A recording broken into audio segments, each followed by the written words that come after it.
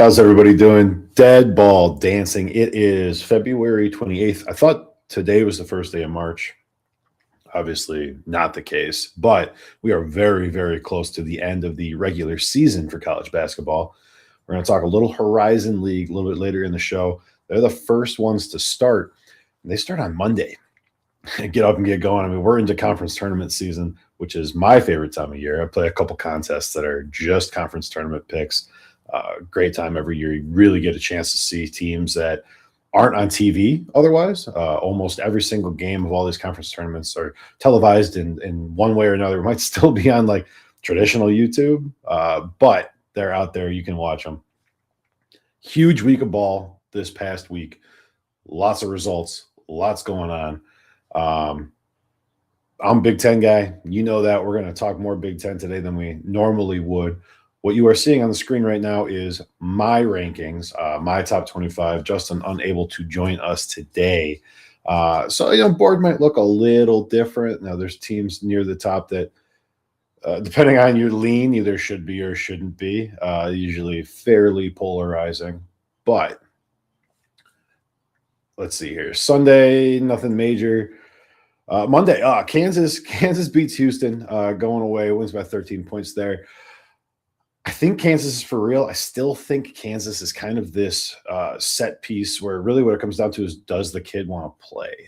When your best player takes games off and you still manage to win games, it sets up nicely. It's just going to come down to like, who is this Kansas team in March? How exactly do they present themselves, how they move forward? I think they're good enough to win one or two games in the tournament, regardless of who's playing. Obviously, to go the whole way, you need your NBA caliber stars to show up. We'll see there. North Carolina beats Louisville. I've been a little down on Louisville. You see here, Louisville at 22, UNC at 25. We've talked the ACC to death. The ACC sucks. These teams are not good. I say that, and you see Virginia up at 9. They're not a power conference anymore. They just they diluted it too much, I think, with the West Coast teams, SMU. The travel seems to be getting to these teams. The squads just are all generally more weak at a time where it's really tough to be that in college basketball. And then Duke beats Notre Dame by 50.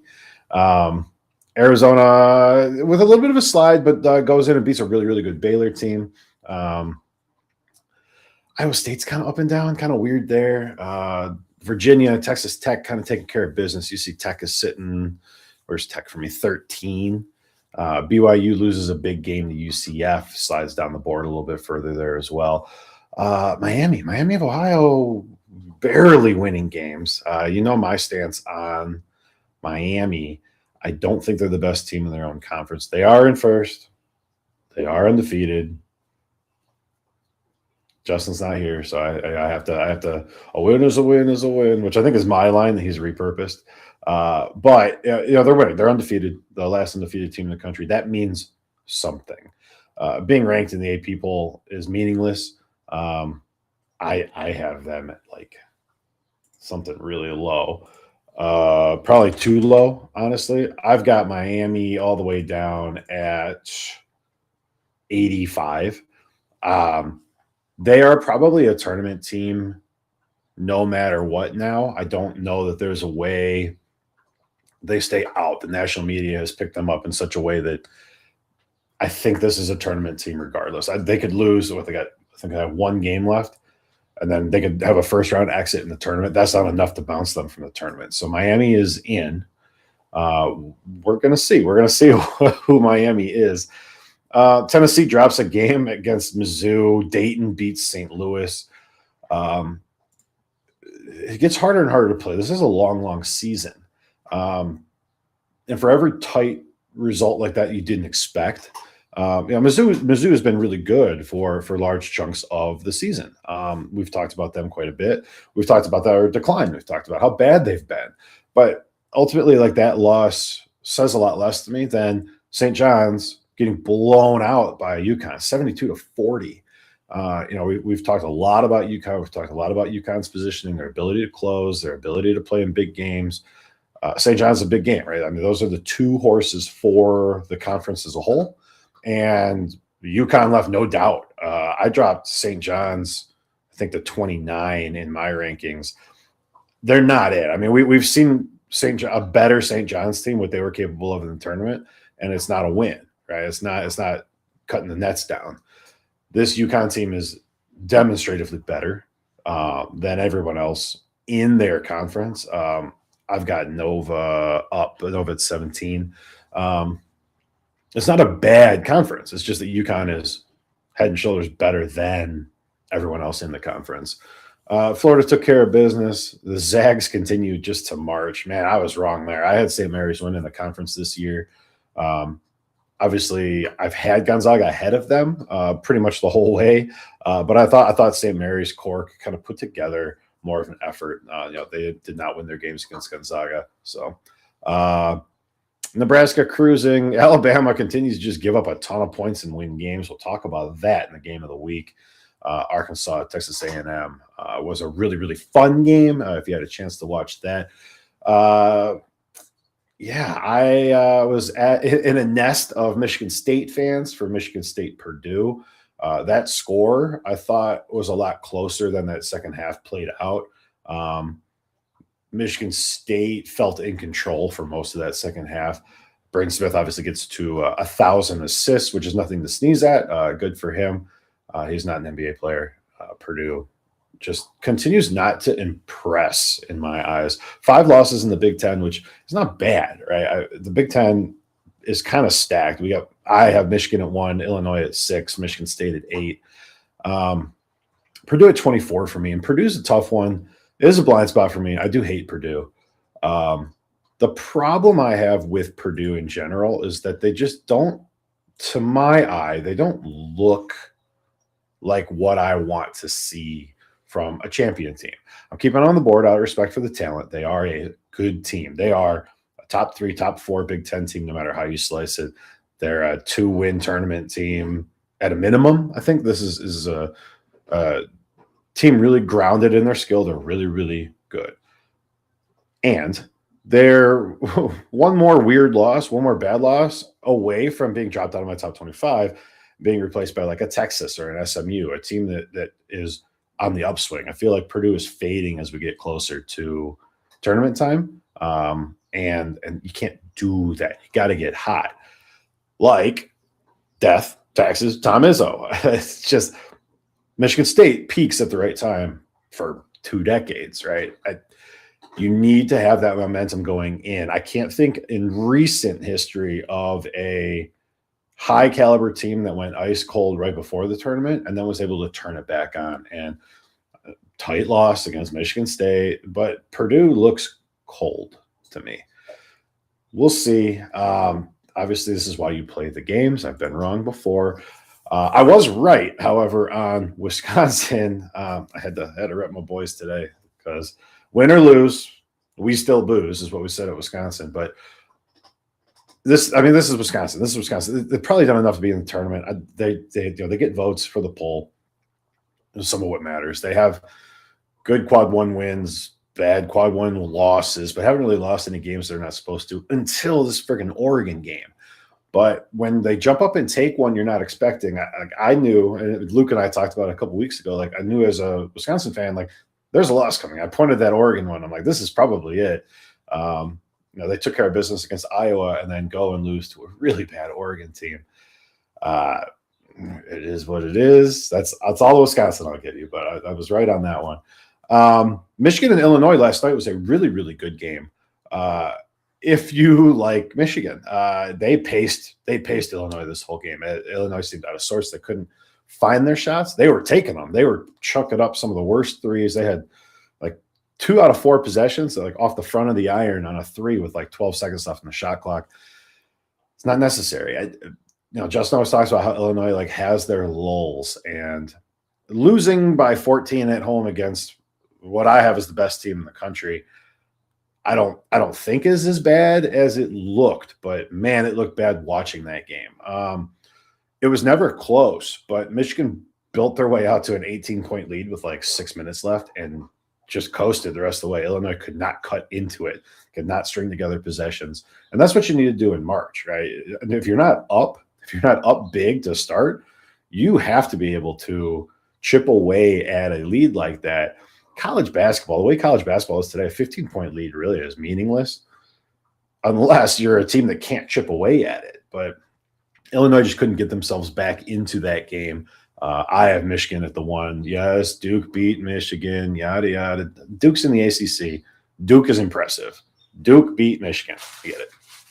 I think Michigan is the better team on the whole. You play that game 10 times, and I think Duke won the 1 game out of the 10 times that they were going to win. Doesn't take anything away from Duke. They are a phenomenal team.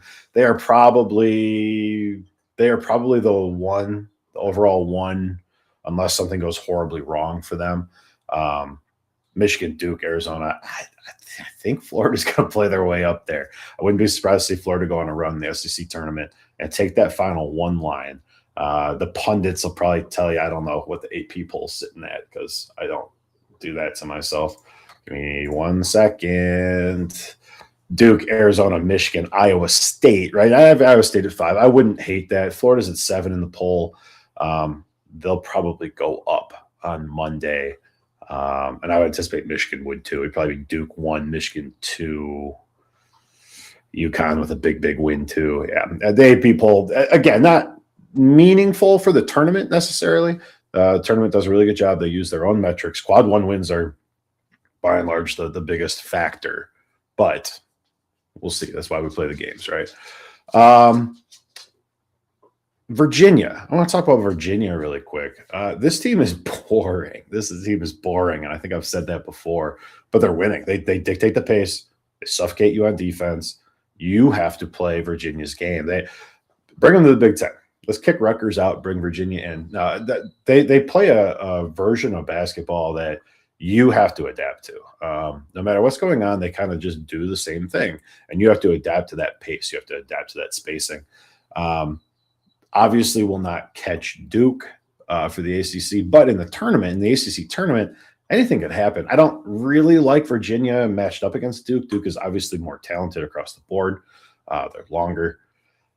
But this Virginia team, I think, could be real nasty. If they get some favorable matchups for their first 2 rounds in the Big Dance, I think we might be talking about a Virginia team that gets another shot at Duke. I think Duke, again, would win that game, but Virginia's got to put themselves in a place to be talked about in a really meaningful way. I have Iowa at 18, just kind of on feel. This team is better than Wisconsin, who beat them. I think the Big Ten is going to put the most teams in. We'll see how it falls out here the next 2 games, what we got through Friday, I think, for Big Ten. I think the Big Ten tournament starts over the weekend.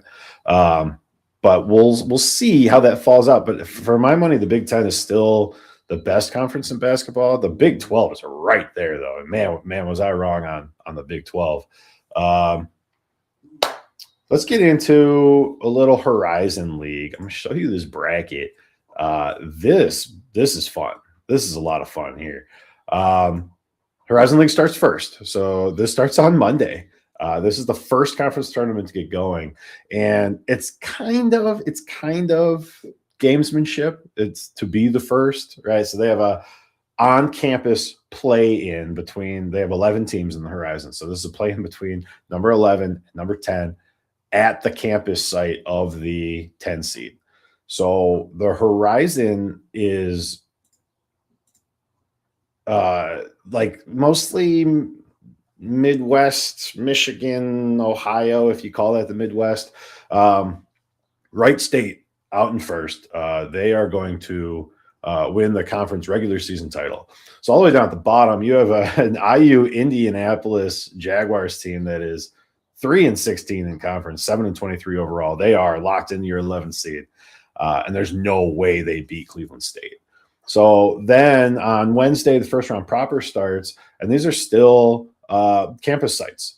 And so you get the 5 games, and then they reseed. And the coolest thing is that They take the worst two teams to win and make them play each other in a play-in, and you get to like a traditional semifinal. So I love the format of this. This is a lot of fun if you're a basketball fan. I love like the ways you come up with like how do we include 11 teams and still make like winning meaningful. Cool layout, cool format. Again, they're going to be the first ones to get going. So if you are in some sort of conference tournament pick'em, like I am, Monday, I mean, like we're up against it here. Like cash is due. Let's go. My official pick is Wright State. If they win today, which I don't think they do, Oakland played the toughest schedule, and it is not even close. But at least like on paper for conference play, Wright State, Robert Morris, Oakland, and I think Northern Kentucky are all kind of the same team. But Oakland is battle tested in a way none of these other teams are. So I don't think Wright State wins today. And give me Oakland.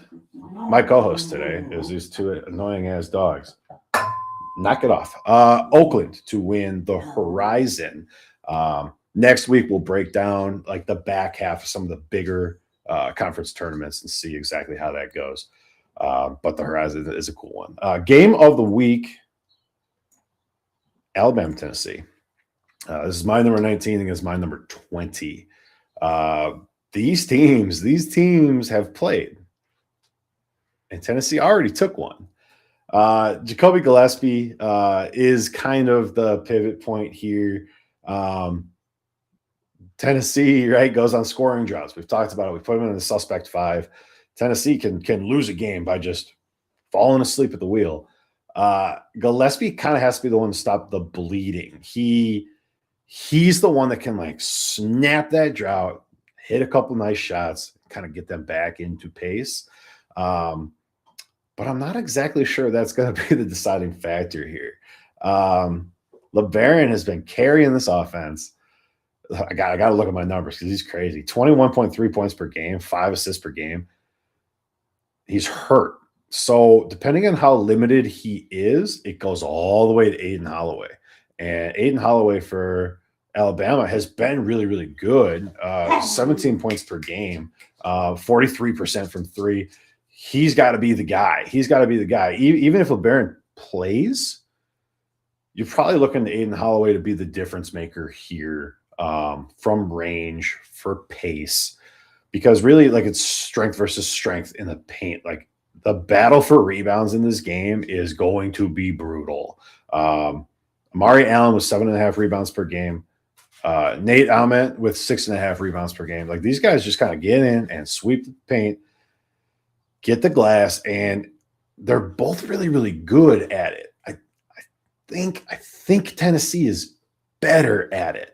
First in the nation, 15.8 offensive boards per game.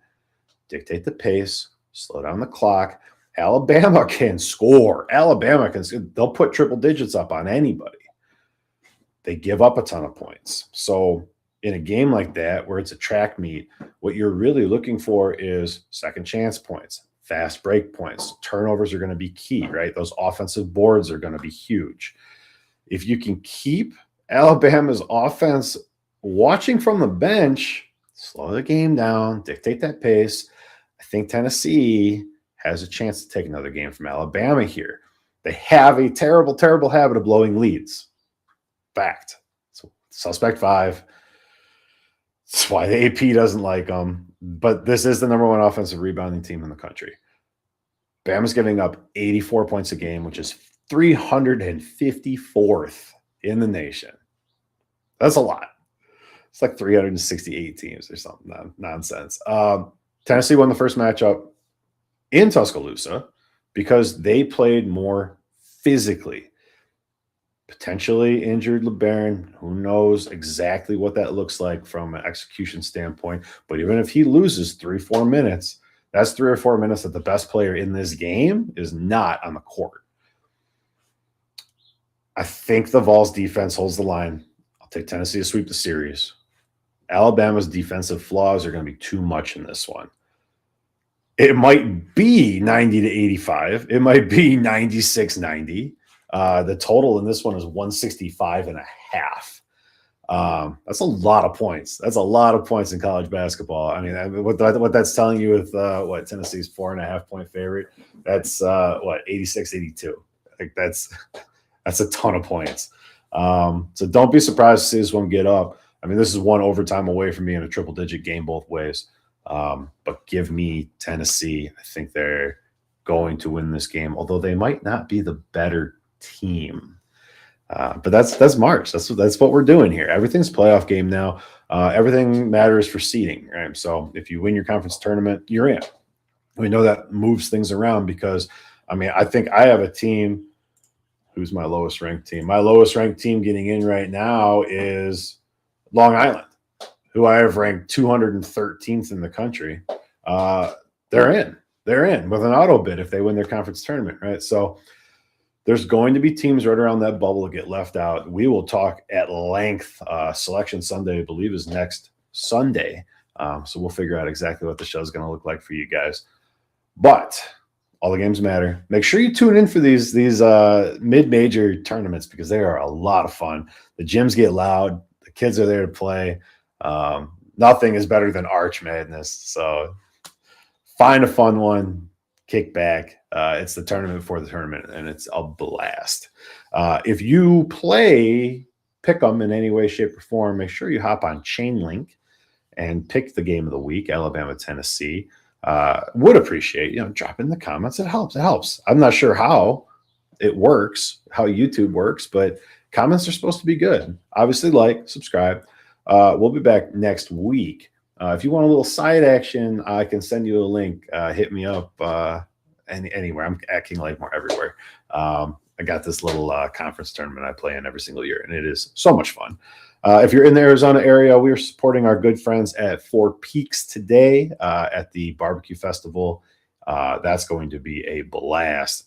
And we have a golf outing at Dobson Ranch Wednesday night. So if you are in the Arizona area and a 602 follower and somehow we have not linked up in person, look us up, Club 602 on Instagram. And we do all kinds of fun stuff in the Valley. Thanks for joining me. Solo show. So we'll keep it a little short today because I'm boring. Great basketball all day today. Alabama, Tennessee, 4 p.m. Arizona time. Get your picks in on ChainLink. Thanks for joining me. Dead Ball Dancing. We'll see you guys again next week for some heated tournament talk, I am sure. Have a good one.